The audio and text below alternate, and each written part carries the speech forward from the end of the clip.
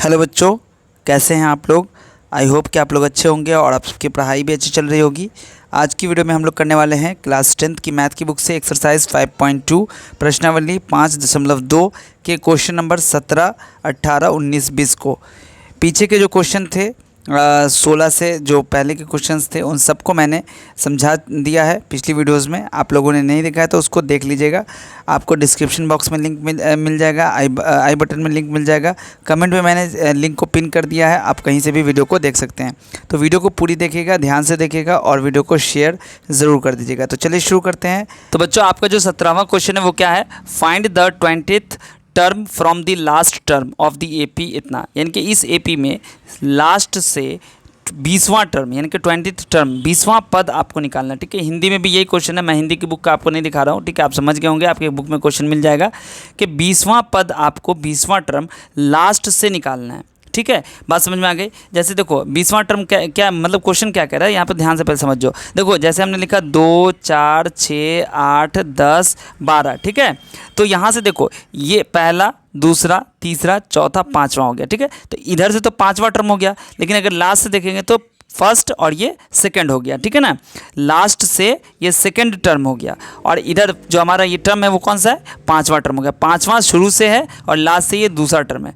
Total कितने term है, 1, 2, 3, 4, 5, 6। ठीक है ना, 6 टर्म है। अब आपको करना क्या होगा कि ये आपका जो शुरू लास्ट से जो दूसरा टर्म है, आपका कितना टर्म है, दूसरा, तो 6 आपका टोटल टर्म है। ठीक है, इसमें से आपको घटा देना है कितना, 2। ठीक है, 2 घटा दिया, कौन सा 2, जो कह रहा है कि लास्ट से दूसरा टर्म है ना, तो ये वाला 2 टर्म घटा दिया, तो 6 में से 2 कितना हो गया, 4, और उसमें फिर आप एक जोड़ दो तो कितना हो गया, 5, यानी कि शुरुआत से कितना टर्म है, 5वां। तो ये आप पता कर सकते हो कि शुरू से कौन से टर्म पे आपका जो लास्ट से टर्म दिया गया वो पता कौन से टर्म पे आता है वो पता कर लोगे। ठीक है, तो कभी भी आपको ऐसा क्वेश्चन दिया जाए जहाँ पर ये बताया जाए कि लास्ट से इतना नंबर का टर्म आपको निकालना है, तो ये आप कर सकते हो। या नहीं तो आप ऐसे भी कर सकते हो, दूसरा काम ये कि जैसे ये है ना, उल्टा कर देना इसको, 12, 10, ठीक है, 8, 6, 4, 2 ऐसे करके भी निकाल सकते हो। तो चलो अभी हम आते हैं क्वेश्चन पे। जो हमारा क्वेश्चन है, क्वेश्चन क्या कहता है कि यहाँ पर जो आपका टर्म है 3, 8, 13 और डॉट डॉट डॉट डॉट है, उसके बाद 253 है। ठीक है, तो यहाँ पर जो आपका ए है वो ए कितना हो जाएगा, ए तो आपका 3 हो जाएगा, तो ए बराबर 3 लिख दीजिए। ठीक है, इसके बाद आपके पास क्या है, डी निकालना है, तो डी कितना हो जाएगा, तो डी आप निकाल लीजिएगा 8 - 3 यानी कि 5 हो गया। इसके बाद आपको जो लास्ट टर्म है ना वो कितना है, आपका लास्ट टर्म ए एन बराबर 253 दिया हुआ है। तो इसकी मदद से हम एन निकाल लेंगे कि टोटल कितना है। जैसे यहाँ पर हम लोगों ने गिन लिया था ना, इसमें मैंने क्या बताया था कि गिन लिया था 1, 2, 3 ऐसे, तो यहाँ तुमको पता नहीं है, तो हम लोग क्या करेंगे, एन निकालेंगे। ठीक है, नंबर ऑफ टर्म टोटल कितने हैं, तो वो कैसे निकालेंगे, तो ए एन वाला फॉर्मूला लगाएंगे। ए एन बराबर हो गया ए प्लस एन माइनस 1 डी। तो ए एन आपका कितना है, 253, तो 253 बराबर ए आपके पास है 3 प्लस n - 1, तो n कितना है आपके पास नहीं पता है ना, तो n डालिए n - 1, और d कितना है, तो d अभी अभी निकाला है 5, क्या हो जाएगा 253 - 3। ठीक है, ये 3 वाला 3 जो है प्लस में, इधर आ गया माइनस में, क्या बन जाएगा n - 1 × 5। तो 253 में से 3 घटाएगा कितना होगा, 250, और यहाँ पे क्या बन जाएगा n - 1 × 5। ठीक है, × 5 आप कर दीजिए तो भी ठीक, नहीं कीजिएगा तो भी ठीक है। तो क्या बन जाएगा यहाँ से 250 इंटू वाला इधर आएगा तो डिवाइड में आ जाएगा, तो कितना हो जाएगा 50। ठीक है, और यहाँ आपका n - 1, तो अब क्या बन जाएगा, इधर तो 50 आ गया आपका, 50 बराबर n - 1, तो इसको हम लिख सकते हैं ऐसे, n - 1 बराबर 50, तो n बराबर क्या आ जाएगा 50 + 1 यानी कि 51 हो गया। तो n आपको निकल गया। इसका मतलब क्या हो गया कि आपका जो टोटल टर्म है वो है 51। ठीक है, आपको लास्ट से कितना टर्म निकालना है, 20वां टर्म निकालना है, यानी कि आपको कितना फाइंड आउट करना है शुरू से। देखो आपको कह रहा है कि 20वां टर्म फ्रॉम लास्ट, यहाँ पर मैं लिख रहा हूँ, ठीक है, ध्यान से देखिएगा, 20th टर्म फ्रॉम लास्ट। ठीक है, अंतिम पद से आपको 20वां पद आपको निकालना है। ठीक है, तो जो लास्ट टर्म होगा वो शुरू से कितना होगा, यानी कि कौन सा टर्म होगा, देखो 51 हो गया टोटल, उसमें से 20वां घटा दीजिए, 20 घटा दीजिए, +1 कर दीजिए, तो कितना हो गया 51 + 1 52 - 2 20 यानी कि 32 यानी कि आपका ये हो गया 32वां टर्म फ्रॉम स्टार्ट, ठीक है, फ्रॉम स्टार्ट, ठीक है, यानी कि फर्स्ट टर्म से फ्रॉम स्टार्ट भी लिख सकते हो या फ्रॉम फर्स्ट भी लिख सकते हो। 32वां term from the first term, ठीक है, 32वां टर्म आपको निकालना है, ठीक है। अब 32वां टर्म कैसे निकालोगे, तो A32 बराबर क्या हो जाएगा, A प्लस n-1 d। तो A32 की वैल्यू कितनी हो जाएगी आपको निकालने के लिए, तो A आपका हो गया 3 प्लस n आपका कितना हो गया, तो n यहाँ पर 32 है तो 32 डाल दीजिए, 32 - 1, और d की वैल्यू कितनी आ गई है 5, तो ये बन जाएगा 3 प्लस 32 में से 1 घटाएगा तो कितना आएगा 31 गुने 5, क्या हो जाएगा 3 प्लस 31 पंचे 155, और दोनों को जोड़ दीजिए कितना हो जाएगा 158। ये आपका आंसर हो गया, ठीक है बच्चों। इसके बाद जो आपका 18वां क्वेश्चन है, इसमें क्या कहता है, the sum of the 4th and 8th term of an AP is 24।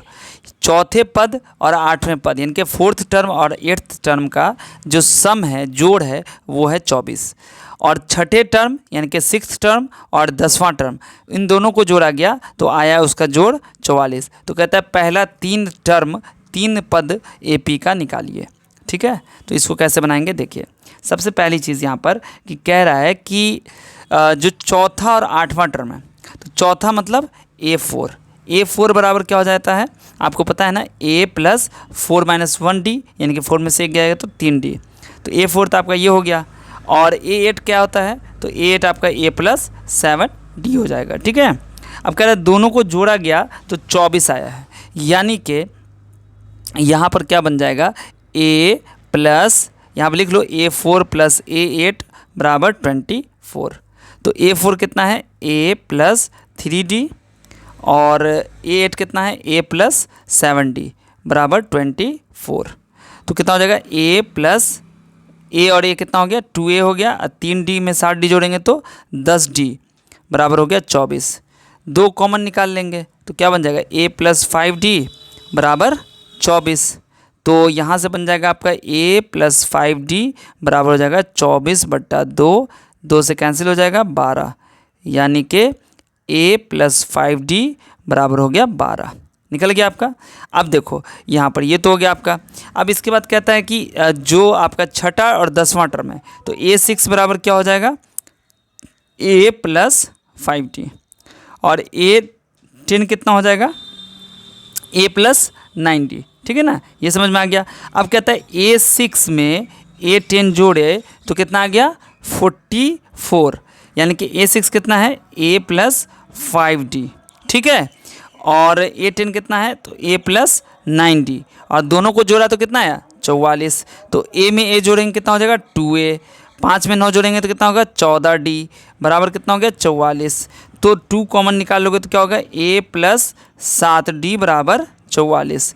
तो A प्लस 7d कितना हो जाएगा, 44 में 2 से भाग करना होगा, ये भाग में आ जाएगा तो 22 हो जाएगा। तो ये आपका दूसरा इक्वेशन बन गया, ये आपका पहला इक्वेशन बन गया। तो इस इक्वेशन को यहाँ पर लिख देते हैं, A प्लस 7d बराबर 22। अब जानते हैं ना, आपको ने इस तरह का सॉल्यूशन किया हुआ है लीनियर इक्वेशन 2 वेरिएबल में, 3rd चैप्टर में क्या करेंगे, माइनस कर देंगे, इस इक्वेशन से इस इक्वेशन को माइनस कर देंगे तो माइनस आ जाएगा, यहाँ भी माइनस आ जाएगा, यहाँ भी माइनस आ जाएगा, ये तो कैंसिल हो जाएगा, A में से जाएगा तो कैंसिल हो गया, ख़त्म 0, 5 में 7 जाएगा तो -2d बचेगा, और 12 में से 22 माइनस करें तो -10 बचेगा, ठीक है। तो ये माइनस और ये माइनस कैंसिल हो गया, तो d बराबर कितना हो गया 10/2, यानी कि काट दोगे तो 5 आ जाएगा, तो d निकल गया। अब इस d की वैल्यू आप कहीं पर भी डाल दो, ठीक है, आपको A की वैल्यू निकल जाएगी। फर्स्ट में डाल दो यहाँ पर, तो A प्लस 5 × 5 बराबर है 12, ठीक है। तो A प्लस 25 हो गया बराबर 12, तो A बराबर क्या हो जाएगा 12 - 25, 25 यानी कि -13 आ गया आंसर, ठीक है। तो A भी निकल गया और D भी निकल गया, ओके। तो यहाँ पर अब आपको निकालना पड़ेगा A1, A2, A3। तो A1 तो आपका A के बराबर होगा, और A आपके पास कितना है -13। A2 कितना होता है, A प्लस D करते हैं ना, तो A कितना है -13 + 5 यानी कि -8 हो गया।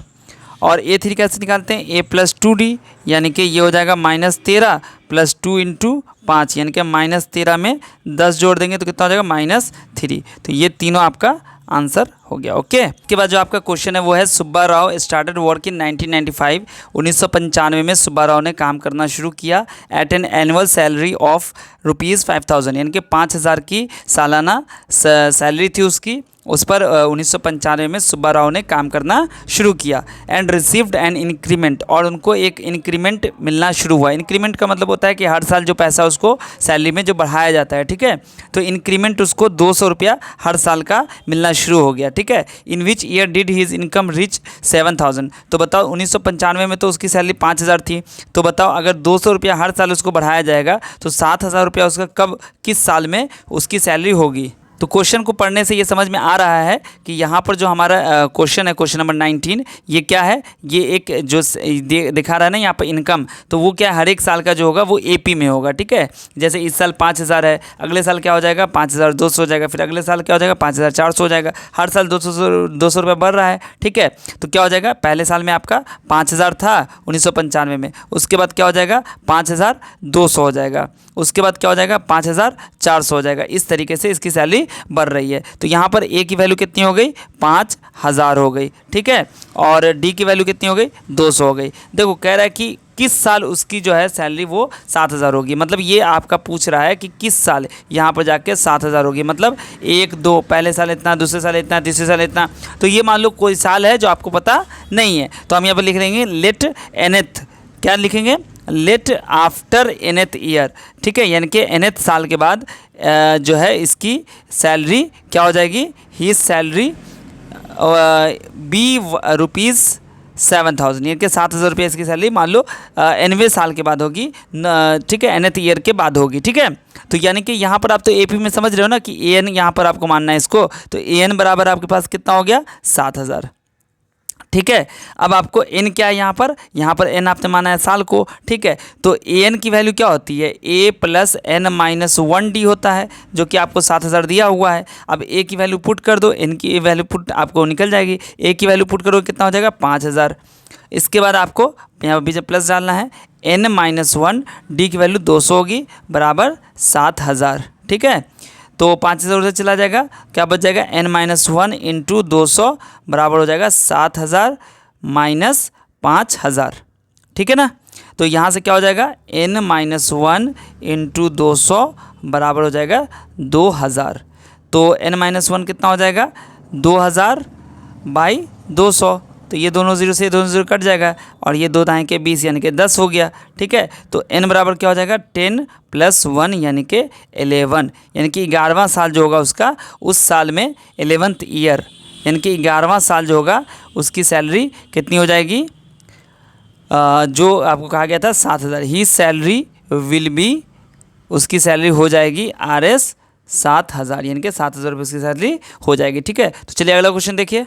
क्वेश्चन में कह रहा है कि Ramkali saved ₹5 in the first week of a year, साल के पहले हफ्ते में 5 रुपये बचाती है, and then increase her weekly savings by 1.75, और ₹1.75 वो सेविंग अपनी बढ़ाती जाती है। If in the nth week, अगर मान लो किसी वीक में हर वीकली सेविंग्स बिकम इतना, कोई भी सप्ताह ऐसा है जिसमें उसकी जो सेविंग हो गई वो ₹20.75 हो गया, तो बताओ कि वो कौन सा सप्ताह होगा, यहाँ पर n निकालना है, ठीक है। तो सेम पहले कैसा क्वेश्चन है, चलिए इसको सॉल्व करिए। देखो इस क्वेश्चन को कैसे बनाएंगे, 19वां क्वेश्चन है आपका 20वां क्वेश्चन आपका लास्ट क्वेश्चन है। यहाँ पर कहता है पहले हफ्ते में 5 रुपये बचा रही है, ठीक है। इसके बाद आपको क्या कर रही है, हर एक हफ्ते में 1.75 जो है वो इंक्रीज़ करती जा रही है, ठीक है। तो आपका जो ए हो जाएगा वो हो जाएगा फर्स्ट टर्म यानी कि ₹5 हो जाएगा, और डी आपको यानी कि 1.75 जो होगा ये आपका क्या हो जाएगा डी हो जाएगा, और उसके बाद जो nth टर्म हो जाएगा, nth टर्म यानी कि ए एन बराबर आपका कितना हो जाएगा 20.75 हो जाएगा, ठीक है बच्चों, समझ में आ रहा है ना। पहले हफ्ते में इतना बचाई तो ये ए हो गया, उसके बाद हर हफ्ते इतना जोड़ रही है उसमें, ठीक है, बढ़ रहा है उसका, तो ये डी हो गया। और जो कह रहा है कि किसी हफ्ते में उसकी जो सेविंग वो इतनी हो गई है, इसका मतलब ए एन की वैल्यू ये हो गई। अब आपको ए एन का फॉर्मूला पता है, ए एन बराबर होता है ए plus N minus 1 D. A N की वैल्यू कितनी है 20.75 बराबर ए आपका कितना है 5 प्लस एन आपको नहीं मालूम n माइनस 1 डी आपको मालूम है 1.75, इसको भी आप ब्रैकेट में कर दीजिए, ठीक है। अब क्या होगा 5 इधर आ जाएगा माइनस में, तो ये हो जाएगा 20.75 माइनस 5 बराबर हो जाएगा n-1 इंटू 1.75। ओके, इसके बाद क्या हो जाएगा, 20 में से 5 जाएगा तो 15.75 होगा, बराबर n-1 इंटू 1.75। ओके, अब यहाँ पर क्या करेंगे हम लोग, अगला स्टेप कि 1.75 से इसमें भाग लगाएंगे। ठीक है, तो क्या बन जाएगा 15.75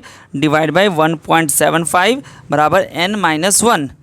तो यहाँ से ये पॉइंट उड़ जाएगा, कैंसिल हो जाएगा। अब ये कितना हो गया यहाँ पर 9 से ही कट रहा है। ठीक है, अब काटेगा तो ये 9 से कट जाएगा। ठीक है, 9 से कटेगा तो क्या बन जाएगा, 9 बराबर हो जाएगा n-1, यानी कि हम इसको लिख सकते हैं ऐसे n-1 बराबर 9। तो n बराबर क्या हो जाएगा, n बराबर हो जाएगा 9 + 1, यानी कि ये हो जाएगा आपका 10। ठीक है, ये आपका आंसर हो गया, यानी कि 10वें हफ्ते में उसकी जो सेविंग होगी वो 20.75 हो जाएगी। तो बच्चों ये था आपका एक्सरसाइज 5.2 का पूरा सॉल्यूशन मैंने बता दिया है। आई होप कि वीडियो आपको अच्छी लगी होगी, आपको समझ में आया होगा। अगली वीडियो में हम लोग करने वाले हैं जो इसका अगला एक्सरसाइज है 5.3। ठीक है, तो आपको अगर वीडियो अच्छी लगती है, आपको अगर यूज़फुल लगती है तो आप इसे अपने सभी दोस्तों के साथ शेयर भी कर दीजिएगा। ठीक है, और अगर चैनल को सब्सक्राइब नहीं किया चैनल को सब्सक्राइब कर लीजिएगा, वीडियो को लाइक नहीं किया तो वीडियो को लाइक कर लीजिएगा। हमें फेसबुक और इंस्टाग्राम पर भी फॉलो कर सकते हैं, वहाँ पर भी आपको ये वीडियोज़ मिल सकती हैं। और वहाँ पर आप मुझे इंस्टाग्राम पे या फेसबुक पर आप मुझे DM करके भी अपने डाउट्स पूछ सकते हैं। ठीक है, अगर आपने हमारे चैनल को सब्सक्राइब कर लिया तो हमारे चैनल को ज्वाइन भी कर लीजिएगा। ज्वाइन बटन आपको सामने दिख रहा होगा, ज्वाइन पर क्लिक करने से आप ज्वाइन कर लीजिएगा। कुछ मिनिमम सी अकाउंट से कुछ अमाउंट आप देख के आप ज्वाइन कर सकते हैं। हर महीने आपको वो अमाउंट पे करना होता है। ठीक है, वो ऑटोमेटिक आपका हो जाता है। ठीक है, इससे क्या होगा, आपको बहुत सारे बेनिफिट मिलेंगे, जैसे आपको इसका जो PDF है वो आपको मिल जाएगा। ठीक है, आपको कोई भी डाउट होगा आप व्हाट्सएप से मुझे पूछ सकते हैं, उसका वीडियो सॉल्यूशन आपको मिल जाएगा। ठीक है, मिलता हूँ फिर आपसे अगली वीडियो में, तब तक आप सब अपना ध्यान रखिए। वीडियो देखने के लिए आप सभी बच्चों का बहुत बहुत शुक्रिया।